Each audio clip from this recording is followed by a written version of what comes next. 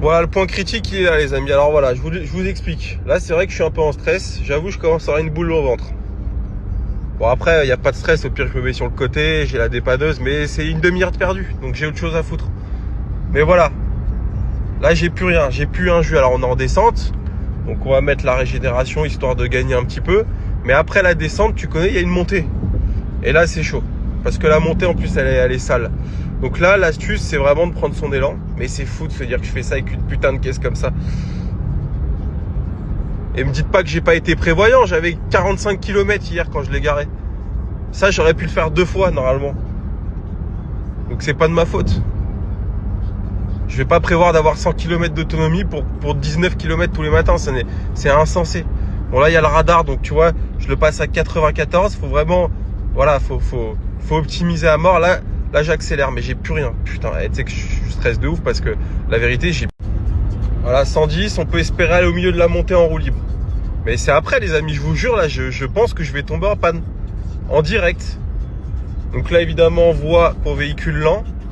C'est impeccable, hein, 476 chevaux. Hein. C'est un argument. Hein. Ouais, je vais tomber en panne. Je le sais, je vais tomber en panne. Putain. Bon, au moins, on a un petit Joule. Ça détend.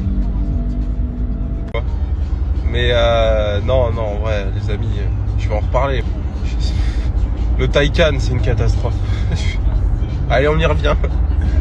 Putain, je prends la bagnole. Hier, je la laisse 45 km d'autonomie. Hier soir.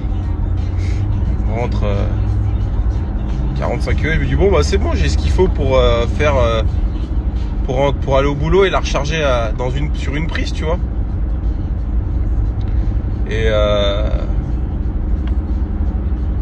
Et bref, chez moi au garage, j'ai exactement 19 km. 45 km, normalement, tu fais l'aller-retour. Déjà, je la prends ce matin. Autonomie 30, t'as perdu 15 dans la nuit. Extraordinaire. Je pars de chez moi 30. Là, j'ai fait à peine 5 km. Voilà. Évidemment, en mode éco, pas de clim, rien, en mode range. Donc, c'est le mode économique là-dessus. Ah putain, je te jure, cette bagnole, j'ai envie de l'envoyer dans un mur. Mais tous les jours, c'est une putain de poubelle de merde. C'était quand? C'était avant-hier, là. Je vais au resto. Je me dis, vas-y, dans Paris, je vais me prendre une petite borne, tu vois. Le temps que je bouffe mon petit tartare frites, ça va remettre 10-15%, je suis tranquille, tu vois. Putain, je vais à la borne à 800 mètres du resto en plus. Et le truc, tu vois pas qu'il marche pas. L'électrique, c'est de la merde de A à Z.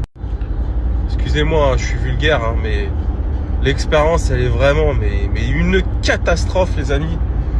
Je vous jure, les amis, n'achetez jamais de l'électrique. Jamais.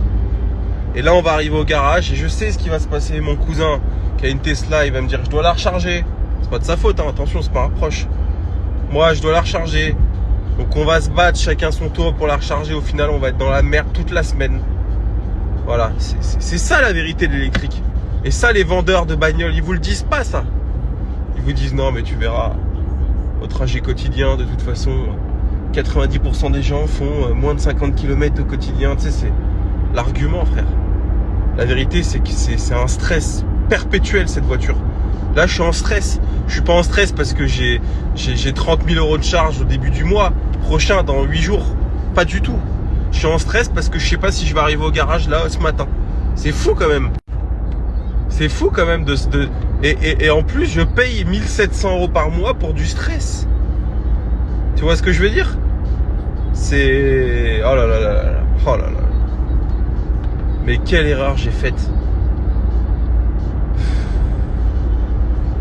Bref, je pourrais en parler des heures, mais je vous jure, n'achetez jamais de voiture électrique et n'achetez jamais de Taycan. Encore, t'achètes une Zoé ou une Tesla Model 3, tu la payes 25 000 €. Ok, why not? 120 000 €. Non mais c'est une escroquerie. Bon, enfin bon, bref. Ce discours, je l'ai eu maintes et maintes fois, ça rien de... Voilà. Non, c'est pas un coup de soleil, malheureusement. C'est la jeunesse. Non, je rigole les amis, j'espère que vous allez bien. Putain, je suis le seul connard là, en avril, qui fait beau. Remarque, il y a un proverbe qui dit en avril, ne te découvre pas d'un fil.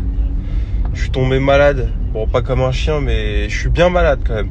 Ça s'entend, je pense, quand je parle. Et putain, ça me met de mauvaise humeur, je vous jure, ça me rend fou. C'est horrible de pas être en pleine forme, en pleine possession de tous ses moyens, de son énergie, tu vois. Bref, c'est comme ça, qu'est-ce que tu veux. Les amis, je reçois énormément de messages. Je vous jure, j'ai dû en recevoir mais peut-être 30, 40 depuis que j'ai fait la vidéo avec Mickaël pour Transacoto où je disais que je sortais du réseau. De gens qui veulent rejoindre l'aventure, qui me disent ouais, si tu crées un réseau, on veut être de la partie. C'est ouf parce que ça sonne comme une évidence. Alors encore une fois, j'ai rien annoncé, mais on va l'annoncer. On va faire un petit compte à rebours. On va mettre ça en place. Mais encore une fois, je sais très bien ce que je vais faire, mais c'est pas aussi évident que je vais monter un réseau concurrent de Transacoto. Sachez-le, j'en parlerai en temps voulu. Mais en tout cas, ce qui est sûr, c'est que vous êtes chauds, les amis, et que oui, il va y avoir des opportunités, je vous le dis, ça c'est clair, pour tout le monde, comme il y en a eu pour moi à l'époque. Évidemment, on choisira que les meilleurs. Les branquignols, ils resteront sur le côté. Et puis voilà quoi, ça va être une belle aventure. En tout cas, j'en dis pas plus. Puis voilà. Et aussi, c'est marrant, vous êtes nombreux à avoir réagi au petit réel de Maxime là où je suis en Ferrari là. T'as quand même les gars, vous êtes, il vous en faut peu hein, les gars pour vous exciter. Hein. Deux petites glisses sur un rond-point et alors évidemment c'était sur route fermée. Hein, je tiens à le dire quand même, la route était privatisée pour l'occasion. Non, parce que j'ai pas envie de retourner au tribunal pour des conneries comme ça. Donc là, on a fait les choses correctement. On avait prévenu la mairie, la préfecture. Voilà, on avait prévenu une équipe médicale au cas où voilà, il se passait quelque chose. Enfin, vraiment, on avait fait ça bien. Et en plus, c'était même pas en France, pour vous dire. Donc voilà. Là, pour le coup, on est dans les clous. Hein. Bon, voilà, les amis. Sur ce, une bonne journée. Moi, j'ai pas bossé samedi alors, j'ai bossé samedi matin. Mais ni dimanche ni lundi, donc là on a un peu de boulot. Et puis voilà quoi. Je suis malade, ça me rend fou. Ça me rend vraiment fou. Enfin, les amis, vous allez vous dire le mec, il se répète, mais je sens Alan qui va encore me parodier. Bon là, faut qu'Alan il change de. Il faut qu'il change de modèle. J'ai vu qu'il s'était attaqué à Maxime, mais c'est pas à la hauteur, c'est pas encore à la hauteur. Ça a été, on sent que c'était vite fait, tu vois.